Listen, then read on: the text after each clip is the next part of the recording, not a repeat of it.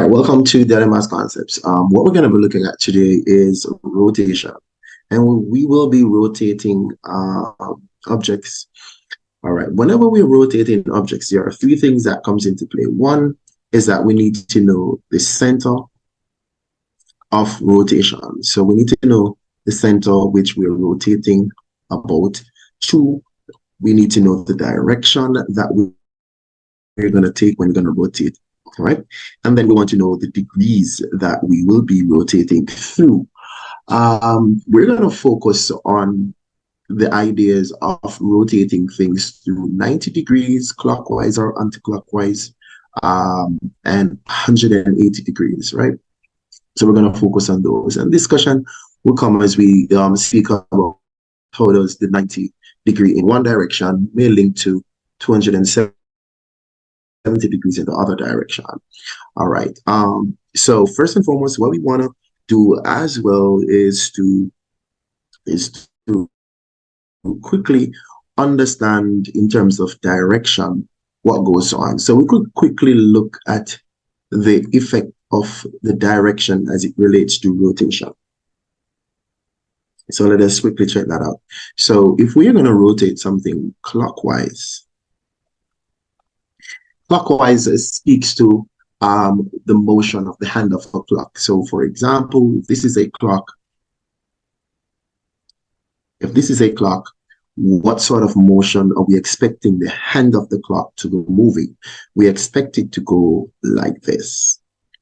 So because of that, this sort of motion is what we call a clockwise rotation, like the hand of a clock, right?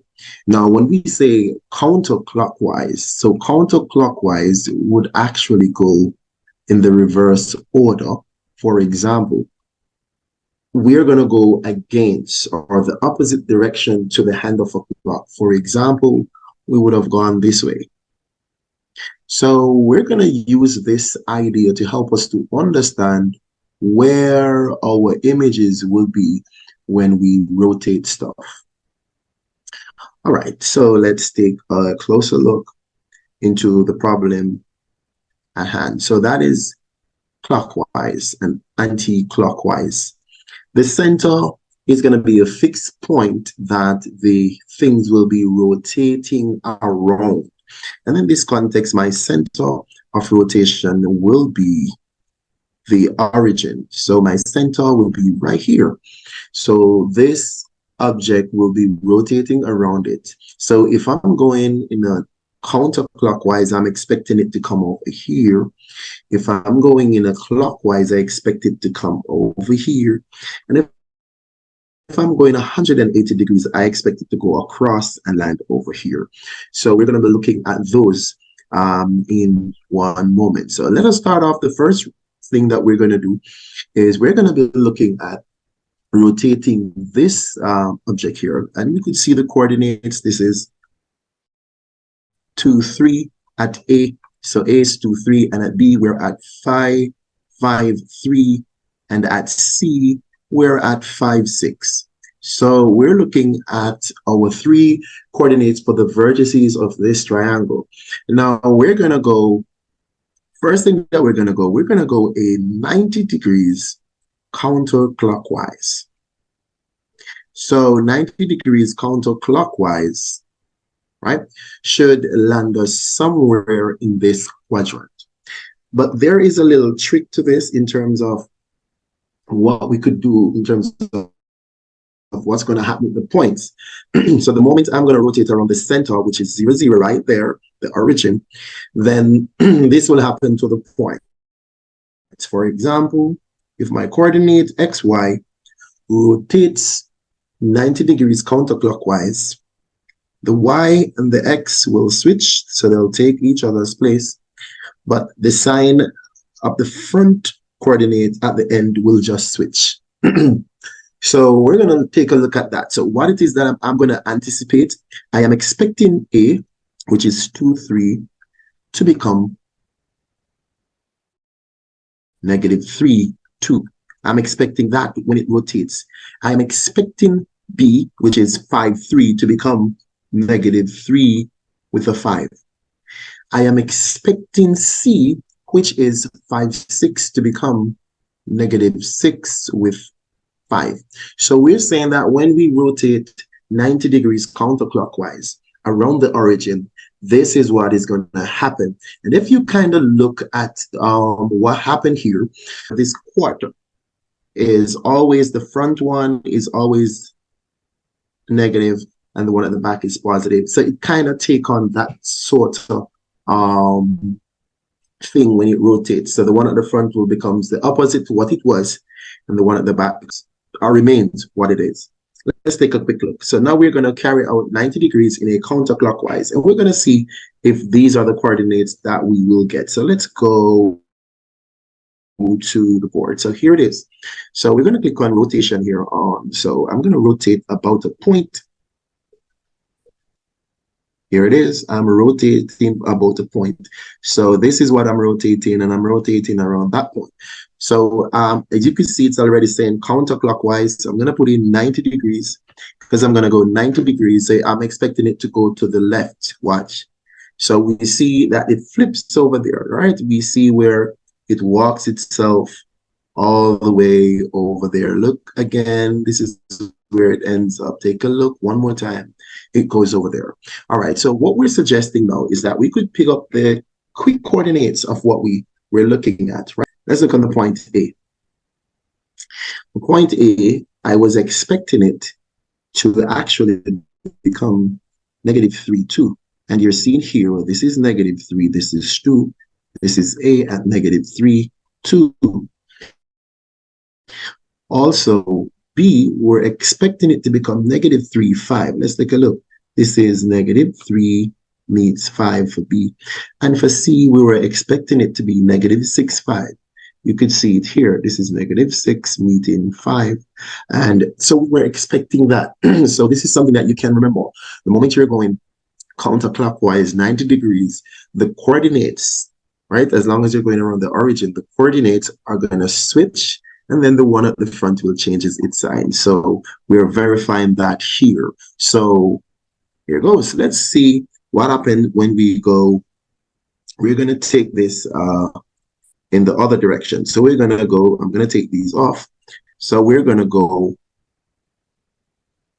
90 degrees in a clockwise direction. So I'm going to go, so if I go 90 degrees clockwise, right, I'm expecting this to move from here, and it's going to show up somewhere down there, right? So we're expecting that all the way down there. Now, the thing is, when we rotate 90 degrees clockwise, and I will write it for us. So we're talking about 90 degrees clockwise. When we go 90 degrees clockwise, this is what happens to the coordinates. Take a look. X, Y will become Y, X, which means that the coordinates will switch place. The Y value becomes the X and the X becomes the Y. But the one at the back will change its sign. Whatever it was, it's going to become the opposite to that. So that's the key thing that we want to look for when we do that. The one at the back will definitely change its sign. Now, what is that saying for these coordinates? And remember the condition we're rotating around the center here, which is 0, 0. So what we're saying here, we're going to get a 3, 2, because A is 2, 3. It will become 3, 2, but the one at the back will change its sign. B is 5, 3. It will become 3, 5. But the one at the back will change its sign. C is 5, 6. It will become 6, 5. But the one at the back will change its sign. So we have to remember what happened with clockwise is different from counterclockwise, right? So let us take a look to see if this is really so. So I'm expecting A to be 3, negative 2. B should be 3, negative 5. And C should be 6, negative 5. Let's go. All right. So we're going to go the clockwise, right? Like the hand of a clock. So let us see what's going on for this. We're going to rotate around the point. So I'm going to rotate this around this point, and I'm going to go 90 degrees. But now I'm switching from counterclockwise to clockwise, right? So we see that We're going clockwise here. Let us look where it's going to land. Bam. So let's take a look. Let's do our shifting so we could take a quick look. Look where it was. This is where it is now, right? So you could see it's coming around like that, like the hand of a clock. All right, good. Now let us take a quick look at the coordinates that we have now for this new shape. So let us snip this off at the coordinates that we have. Now we were suggesting already that A would have become 3 with a -2. Let's take a look. This is 3, this is -2, and you could say that 3 -2 is for A. All right, so we could blow this up a little bigger if we want. We were expecting B to be 3 -5. This is B, so this is the same 3. This is -5 right there. That's for B. And we were expecting C to be 6 with a -5. So you could see that this is 6 with -5. There you go. So we're seeing that, yes, it's working out, right? So there are easy ways that we could actually rotate the objects without, facing any serious problems. All right. Now, let's look on the last one. We're going to go 180 degrees. All right. And whenever we go 180 degrees, we don't need a direction because 180 degrees in any direction will take you to the same location. So we're noticing that 180 degrees in any direction will take you to the same location. What am I talking about? Well, this is what I'm talking about. Let us quickly look. Now, 180 degrees is going to move through 2 quadrants because each quadrant is 90. So if I go this way, 90, and then if I come 90, I'll end up here. So we're expecting the motion to move from here to here. If I go the other direction, 90 takes me here. The next 90 is still going to take me here. So 180 in any direction will come right here. So technically, this is what really happens with 180 degrees, right? It's going to move itself from this quadrant through the origin, and it's going to come across there, right? So, and the coordinate for this section, if you really look, it could give you a hint in terms of what's going to happen. Let's look. The coordinate in this third quadrant here is -x and -y. So I'm saying here, with that clue, 180 degrees about the origin, my point A is 2, 3. It's going to become -2, -3. My point B is 5, 3. It's going to become -5, -3. And my point C, which is 5, 6, will become -5, -6. So it's going to take up the coordinate system for that quadrant, as you could see there. And that is what we have been saying from the first one. So let us drop this one on and see what happens, right? Let's drop it on, and then we see what happened to this. Let's go. Right, let's drop it on to see what happened. All right, so we're gonna go 180 degrees. All right, so I'm gonna rotate the original figure. As you know, we're rotating our original shape. So we're gonna go rotation about the point. So my object is this, the original, and my point is at D, and then I'm gonna go 180. And I could switch it for you to see that it doesn't matter. 180 counterclockwise takes me right there. Look where it is, right? It takes me right there. 180 counterclockwise takes me right there. Now it's right here in this section. Now if I should pull it back, so I'm going to pull it back, right? So I'm going to pull back that, and I'm going to go clockwise 180 degrees. And we're going to notice that it's going to take us to the same spot. Take a look. That's my object, and I'm going around D. And I'm going to switch from counterclockwise here to clockwise. And then I'm going to go 180 degrees. Let's go. 180. So I'm going the opposite direction, and it still takes me to the same place. And that is the point that we were making, that 180 degrees in any direction will end up at the same place. Now let's take a look at the coordinates that we have to compare with what we were expecting and anticipating. Let's go for this right about now. All right, so let's take off all of these right there. We could come here where the diagram is. Let's go. So here is our diagram. We're going to put it somewhere here, maybe somewhere here. All right, let's put it up. All right, take a look. All right, here it is. Now, what it is that we were expecting and anticipating certain coordinates when we rotate through 180 degrees about the origin. Take a look. A, we were expecting to get -2, -3. This is A. Take a look. -2, -3. This is A right there. Now, also B, we were expecting -5, -3. This is B here. This is -5, -3 right there. And C, lastly, we were expecting -5, -6. And this is -5, -6. And that was also correct. So we're seeing that the predictions were right. All right, the predictions were right. So when you rotate about the center, when you go to the quadrant, the idea of the quadrant is reflected by the new coordinates. For example, if I rotate about the origin and it lands in this quadrant, we're expecting positive, positive. If we land in this quadrant, we're expecting the first one to be positive and the back one to be negative. That sort of thing. If you land in the third quadrant, like here, if you land in the third quadrant, like here, we're expecting everybody to be negative, the front one negative, the back one negative.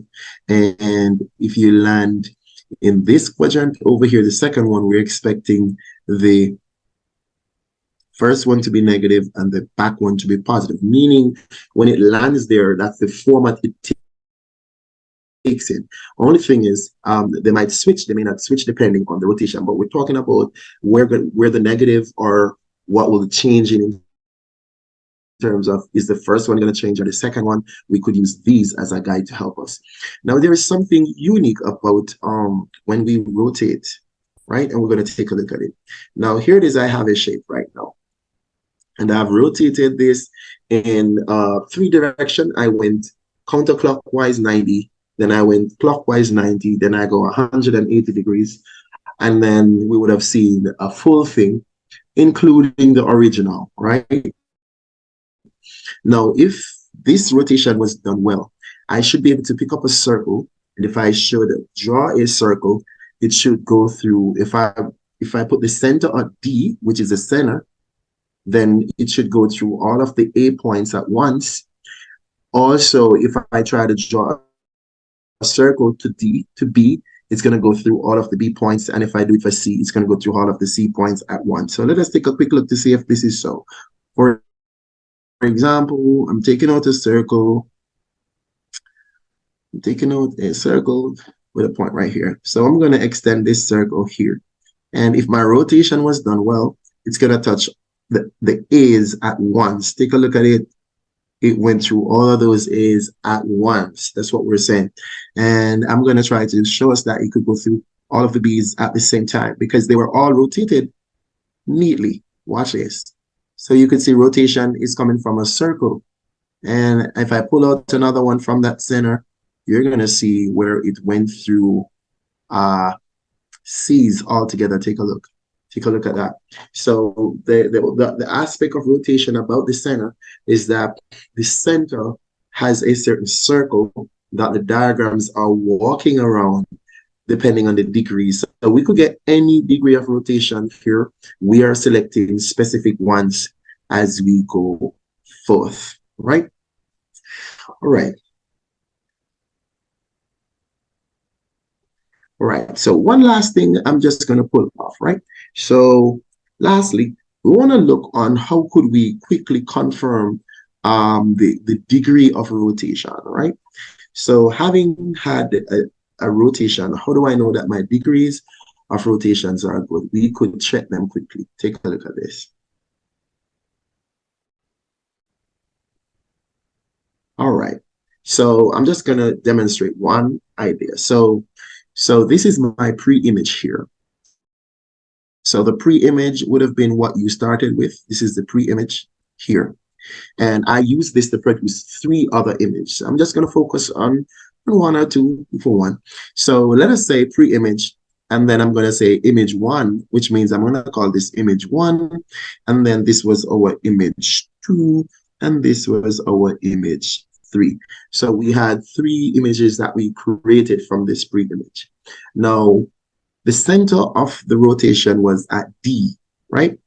Now, take a look on how, if I'm given a pre-image and an image, if I could identify the center, I could quickly tell the center of, or I could quickly tell the degree of the rotation. Take a look at this.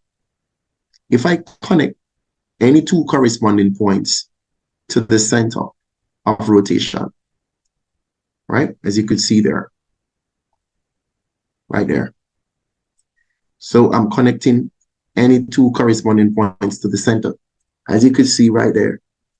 So if I connect A to the center, and then I connect A prime to the center, and I'm referring to image and its corresponding points, A with A, you're going to notice that this angle here is 90 degrees. So it is suggesting to us that, hey, the pre-image rotated 90 degrees, and then you could have seen the motion that it would have gone that way. And that is what we call a counterclockwise about the center, 0, 0, or at D. All right. I may not do all, but if I connect B and B prime from this one here and here, if I connect them to the center, we will still get a 90 degrees, as you could see. Right. So basically, the idea of knowing the angle of a rotation, if we have a pre-image and its image, find where the center is, connect 2 line segments from 2 corresponding points to the center, and then if you measure that angle, you will get the degree of rotation. Thank you for watching Delimon's Concepts. See you next time as we put out some more videos. Bye-bye.